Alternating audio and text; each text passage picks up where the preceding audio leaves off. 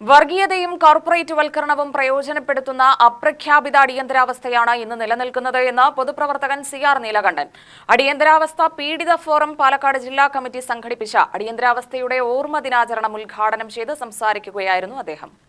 പൗരാവകാശങ്ങൾക്കും സ്വതന്ത്ര മാധ്യമ പ്രവർത്തനങ്ങൾക്കും മേൽ നിയന്ത്രണം കൊണ്ടുവരികയും ഭരണഘടനാ സ്ഥാപനങ്ങളെയെല്ലാം രാഷ്ട്രീയവൽക്കരിക്കുകയും ചെയ്യുന്ന ഇന്നത്തെ ഭരണകൂടത്തിനെതിരെ പോരാടുന്നതിന് പഴയ അടിയന്തരാവസ്ഥയ്ക്കെതിരെ പോരാട്ടം നടത്തിയവരുടെ അനുഭവം സമൂഹത്തിന് ആവേശം നൽകുമെന്ന് CR നീലകണ്ഠൻ പറഞ്ഞു. ഞാനങ്ങനെ നേരിട്ട് ഒരു രാഷ്ട്രീയ പ്രവർത്തനത്തിൽ അന്ന് വരെ അത്തരത്തിൽ പരസ്യമായി ഇടപെട്ടിട്ടുള്ള ഒരാളല്ല. എൻ്റെ വായനയും എൻ്റെ പ്രസംഗങ്ങളും വെച്ചിട്ടാണ് എന്നെ അറസ്റ്റ് ചെയ്തത്.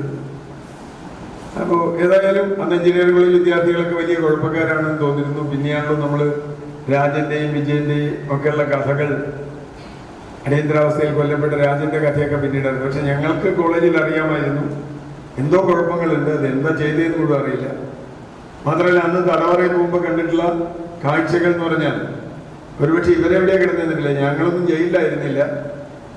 അക്ഷരാർത്ഥത്തിൽ കോൺസെൻട്രേഷൻ ക്യാമ്പ് എന്ന് ഹിറ്റ്ലറുടെ കാലത്ത് വിളിച്ചതിന് സമാനമായ ഒരു പൊതുകെട്ടി. എന്നെ കൊണ്ടുപോയി തൃശ്ശൂരിലെ ഒരു പഴയ കൊട്ടാരത്തിലാണ്. അവിടെ ഇങ്ങനെ ആളുകൾ, ഞാൻ ചെല്ലുമ്പോൾ കുറേ ആളുകൾ ഇങ്ങനെ അണ്ടർവെയർ മാത്രമിട്ട് കുറേ ചെറുപ്പക്കാരെ അവിടെ കിടത്തിയിട്ടുണ്ട്. ഇടയ്ക്കിടയ്ക്ക് അപ്പുറത്തുനിന്ന് ശബ്ദം കേൾക്കുന്നുണ്ട്, ഇടി കിട്ടുന്നില്ല.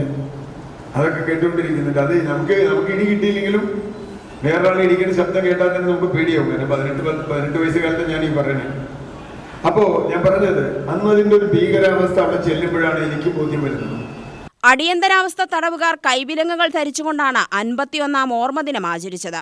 അടിയന്തരാവസ്ഥ പീഡിത ഫോറം ജില്ലാ പ്രസിഡന്റ് വിളയോടി വേണുഗോപാലൻ അധ്യക്ഷത വഹിച്ചു. Advocate John, Narayanan Panamkutti, M Kabeer, Sulaiman Mundur, Krishnankutty Kulangara, Narayanan Vilayodi, Rajamuthu Kallepully, Balakrishnan Vadakkanthara, TP Kanakadas, S Ramanan, Santhosh Koottala എന്നിവർ സംസാരിച്ചു.